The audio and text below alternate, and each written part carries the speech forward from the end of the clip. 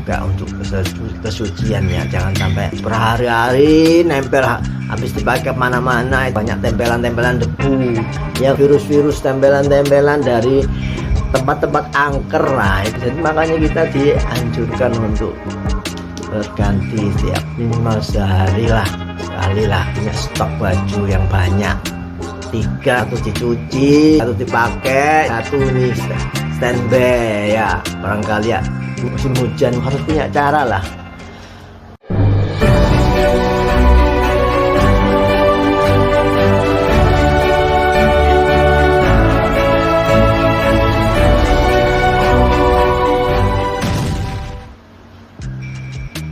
Assalamualaikum warahmatullahi wabarakatuh. Alhamdulillah, saudara-saudara kita bertemu kembali, terus bertemu supaya terus menambah wawasan ruhaniyah dengan melakukan kajian-kajian ruhaniyah. Tidak ada salahnya setiap hari memasukkan informasi ruhaniyah. Semoga semuanya bisa tergerak hatinya, diberi Allah kekuatan dan kesempatan untuk melakukan perbaikan ibadah kita atau yang disebut ihsan. Ya, kali ini waktunya kita sudah membahas tentang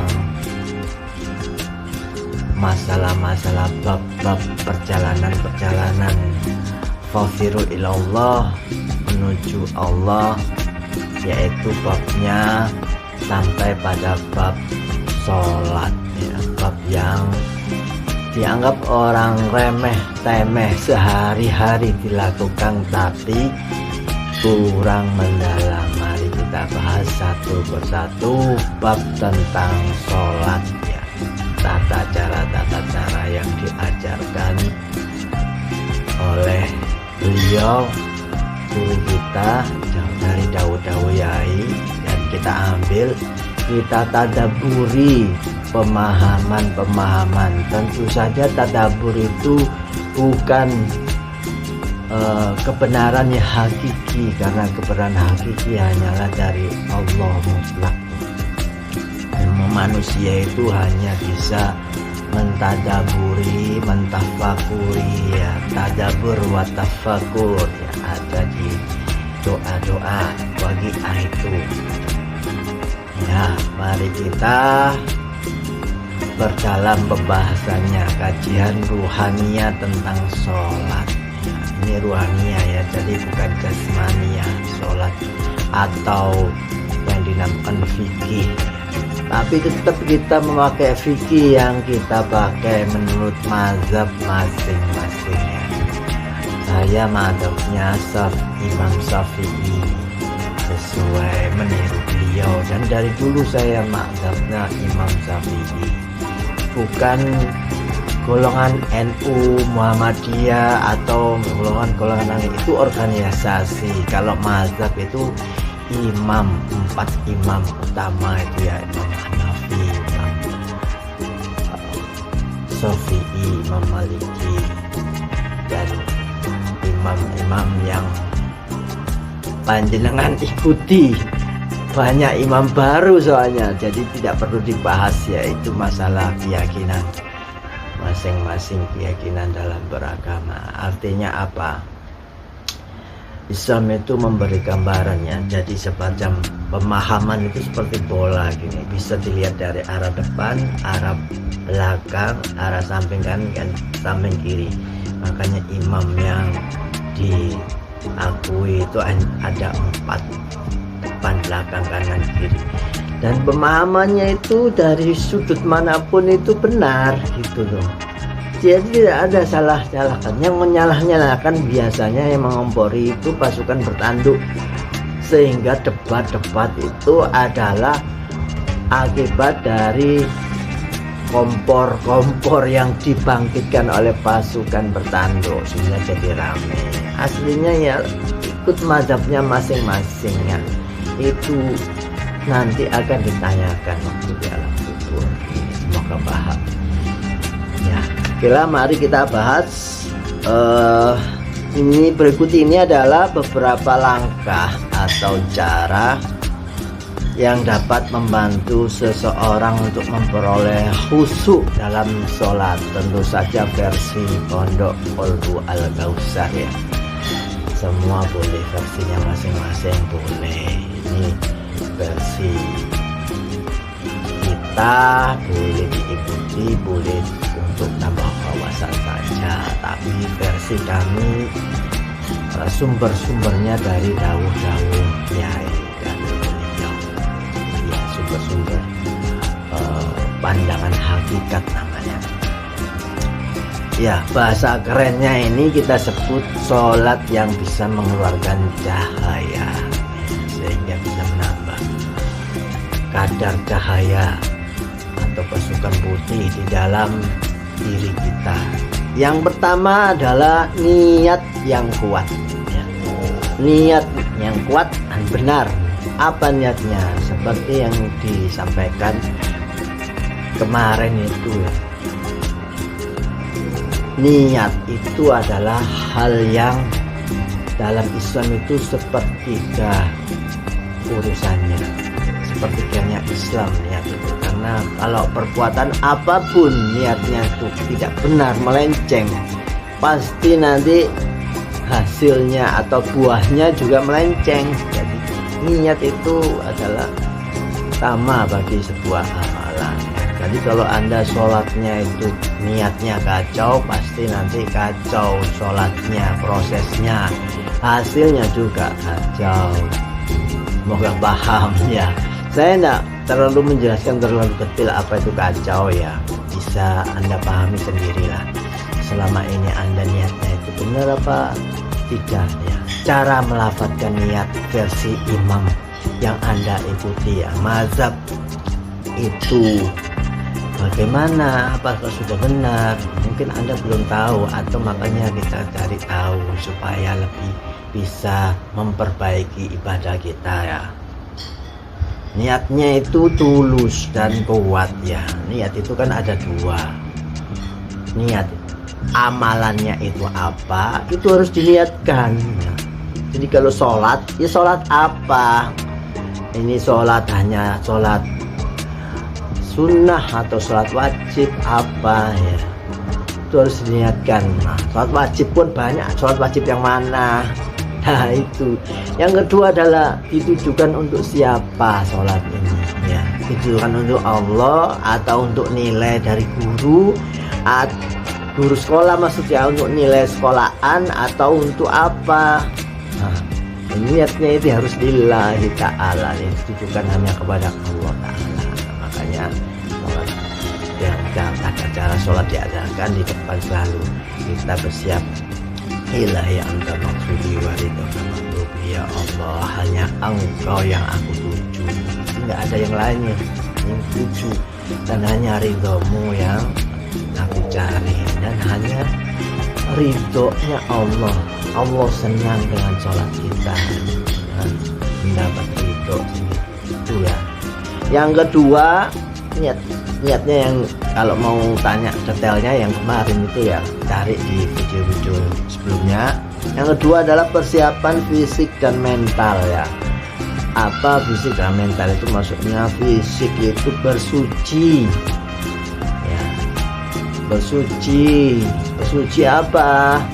Harus menghadap Maha Suci ya, harus bersuci ya. Syaratnya adalah wudhunya harus bercahaya juga kalau ingin sholatnya bercahaya, seperti yang dijelaskan sebelumnya ya.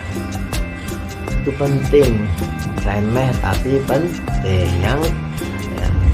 Terus kemudian secara fisik dan mental itu maksudnya jasmani dan rohani, dibersihkan secara jasmani dan rohani. Tampilannya jasmani ini baju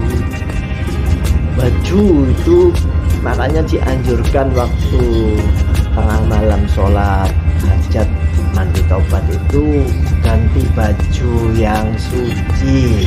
Suci itu bukan berarti baru, maksudnya suci itu sudah dicuci, baru dicuci itu dari atas ya. itu berpengaruh juga untuk kesuciannya. Jangan sampai sudah berhari-hari nempel, habis dipakai kemana-mana itu banyak tempelan-tempelan debu. Ya kalau debu, ya kalau virus-virus, tempelan-tempelan dari tempat-tempat angker, nah itu juga seperti itu. Jadi makanya kita dianjurkan untuk berganti tiap ya minimal sehari lah, sekali lah, punya stok baju yang banyak, 3, yang 1 dicuci, yang 1 dipakai, yang 1 nih standby ya, barangkali ya hujan, musim hujan nyucinya kurang kering dan lain sebagainya. Harus punya cara lah ya. Yang berikutnya adalah yang ketiga, memahami arti dan makna sholat. Ya kita harus paham sholatnya itu sholat yang hakikat. Memahami sholat itu kuncinya untuk mengingat Allah. Jadi kalau orang sholat tidak mengingat Allah, mengalami zong namanya. Jadi harus selalu ingat Allah, berzikir bahasa. Nah, berzikir itu dengan pikiran. Jadi pikirannya fokus ke dada ini selama dari mulai takbiratul ihram sampai salam, itu fokus terus ini.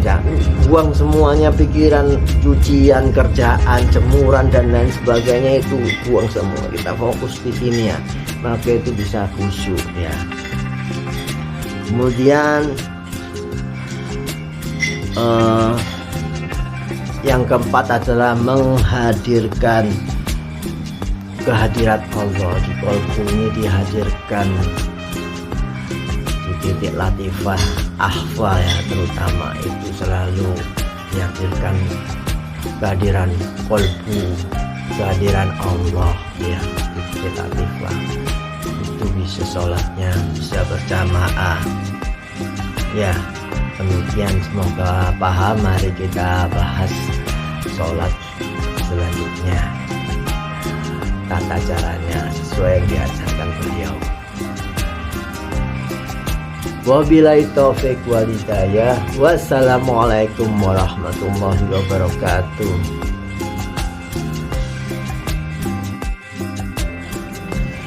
Tata cara sholat hakikat.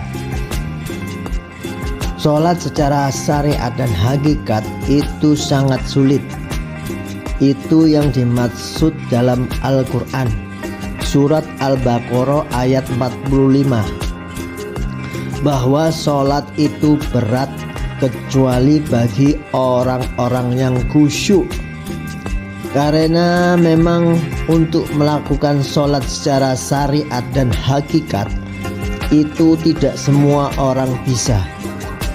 Belajar bertahun-tahun pun belum tentu bisa.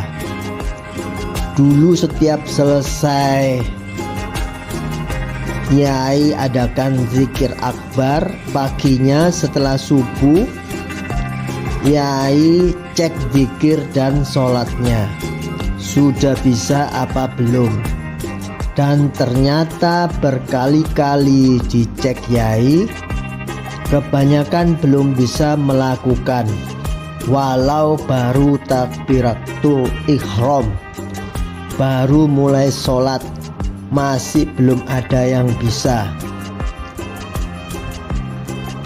Akan tetapi tetap akan diajarkan dan ditulis sama beliau. Walaupun nanti bisa atau tidak bisa, yang penting akan diajarkan beliau. Nanti taunya bisa bagaimana? Ya nanti akan Yai tes keluar atau tidak malaikatnya.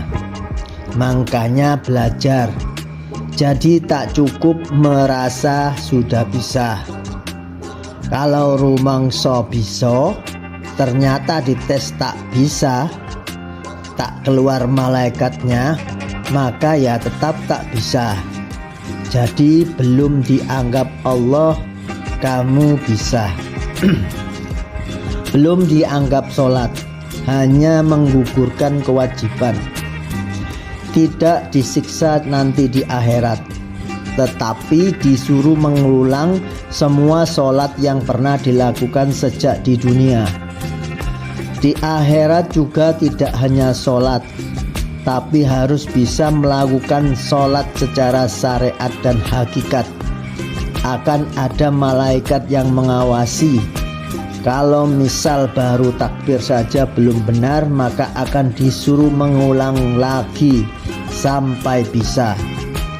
Jadi ini pelajaran sungguh-sungguh agar bisa sholat secara syariat dan hakikat. Semoga saja paham. Sholat itu mulai berdiri, mau sholat, mulai menulis lafaz Allah bahasa Arab di tengah dada dari arah kiri ke kanan, menulisnya dengan pikiran. Jadi pikiran fokus ke tulisan Allah di dada. Secara syariat tangan diangkat untuk takbiratul ihram, membaca takbir, karena niat itu di dalam hati dan di awal juz sholat. Jadi tempat niat itu dilafadzkan di dalam hati ketika melakukan takbiratul ihram, yaitu lisan mengucap lafadz Allahu Akbar, tangan digerakkan dari arah telinga ke arah bawah dada. Jadi pelafatan niat, misal sholat duhur,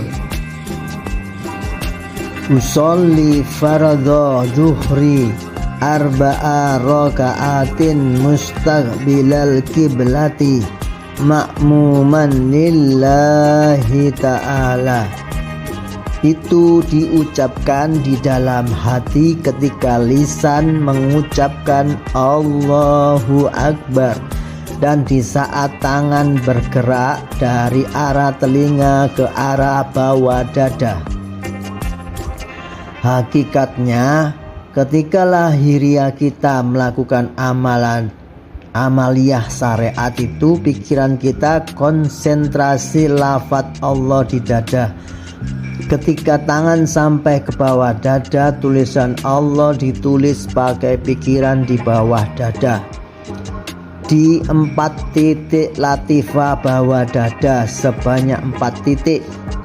Jadi yang diingat dengan pikiran jadi 5 lafadz Allah, di dada 1 dan di bawah dada 4. Itu diingat terus selama baca Al-Fatihah dan baca surat setelah Al-Fatihah. Kemudian waktu ruku, maka ingatan tulisan lafadz Allah yang 5 itu tetap diingat, ditambah di punggung tangan. Lalu waktu sujud, mengingat tulisan lafadz Allah di dada, kedua punggung tangan, dan di jidat. Lalu ketika waktu duduk di antara 2 ruku, maka mengingat lafadz Allah di dada, di punggung kedua tangan.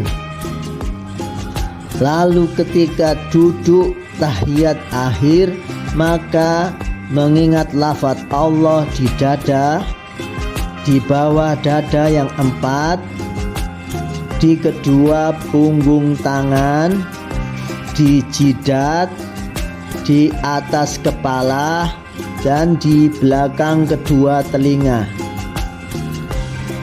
Ketika salam, mengingat lafadz Allah di belakang telinga. Ketika menengok ke kanan, di belakang telinga bagian kanan.